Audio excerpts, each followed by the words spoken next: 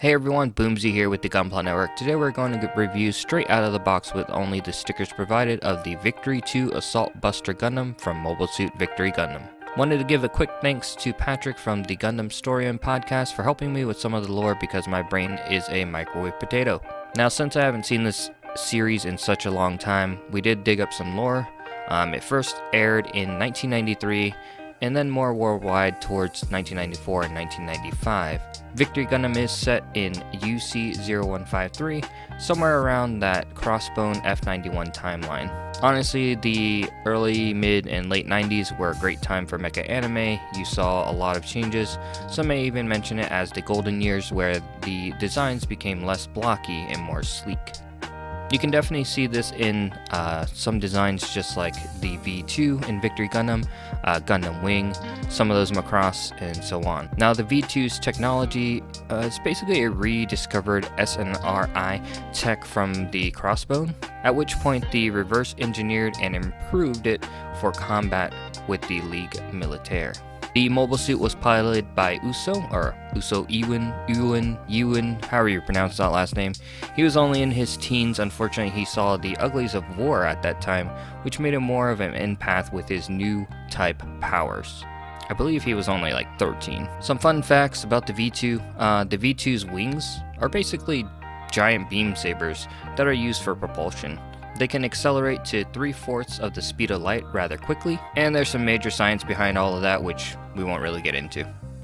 Now the kit does come with the base form, as well as you can take off the shoulder armor, and it can be swapped out from the base V2 form to the gold armor. Now the gold on the kit is not plated like you would see on the box art or promotional art. I mean, that is okay, but if you were expecting it, Bandai doesn't apologize, but you may want to pick up some paints. You can also remove the front skirt. I have the micro missile pods on here, and honestly I prefer the V2 in gold. The front skirt piece with the minimal skirt missile pods, I know it should be the other way around, but throughout the review you will see majority is with the incorrect skirt, but personally I find it too busy. The side skirts can also be swapped out for a more aerodynamic style to help reach its speeds during flight and maintain stability. Moving down, you can also add the armor of the knee. There are 3 slots that, well, essentially it slides into. The 3-point system does allow it to be a little stable, but you can still easily pull them out. It is on the smaller side, but the additional armaments on the backpack, gold armor, and overall design gives it a nice sleek look even with that bulk. Alright, let's move on to some size comparison. Here it is with the SD cross silhouette. As I mentioned previously, it is a rather small mobile suit, but it's still sporting the normal protagonist Gundam colors. Back to back with the high grade RX-78-2, you can see here that the RX-78-2 is almost one full head bigger than the V2. In the high grade set of kits, I would say this is still pretty small. The crossbone is also fairly small in this line. If you wanted a true size comparison, I would say it kind of goes with the more familiar Gundam Wing style kits. Now, obviously, the Master Grade RX-78-2 is towering over this high grade. Luckily, it does sport those big old weapons on its shoulder, but still really only comes up to the waist of the Master Grade. There is a 1/100 high grade version of the V2, and to scale, it is still relatively smaller than most 1/100s. I do love just the touch of red on this kit. Size wise, it stands at almost 5 inches or 12.7 centimeters or 127 millimeters. Depending on where you have the backpack posed and the angle, the size and position may vary. It does come with a core fighter, which is actually pretty nice looking, sleek in its design but a bit off scale in comparison to the kit. It isn't a stark contrast, but if you look closely you can really see it.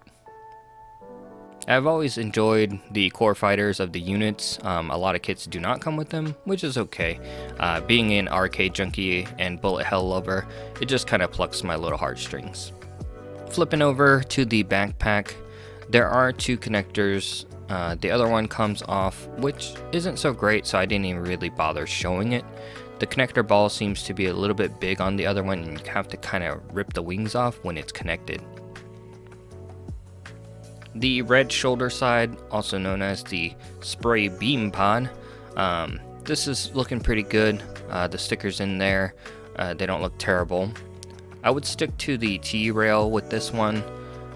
With that being said, the polycap to ball is very shallow. I recommend posing off the T-rail and then putting it on when you're ready to avoid that frustration. Even without the armaments, the kit does look great, even having it in the basic flight pose.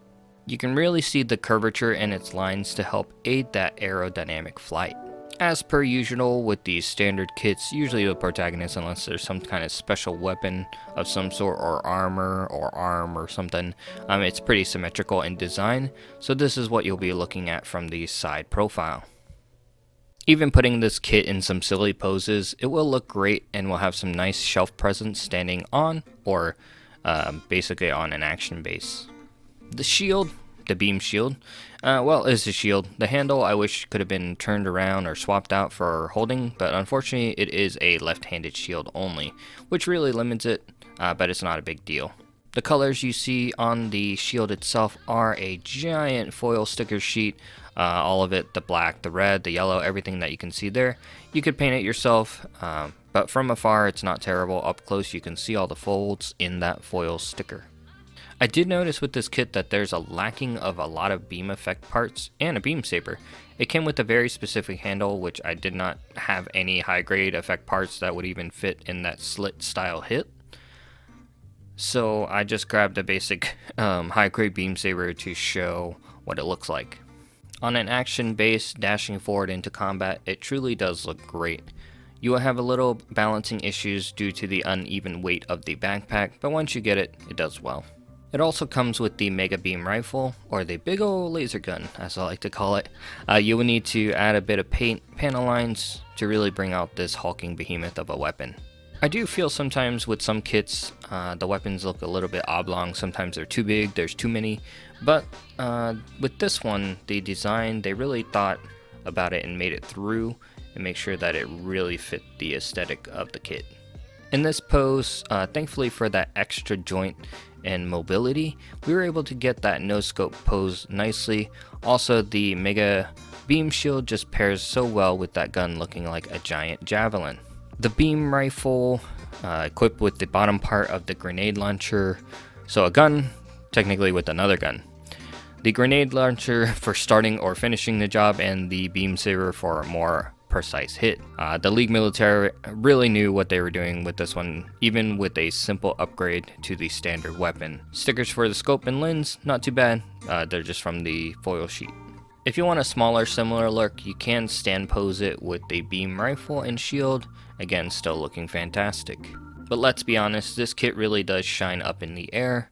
The limited articulation in the arm joints can be troublesome at times, but those extra articulations in the shoulders really do help.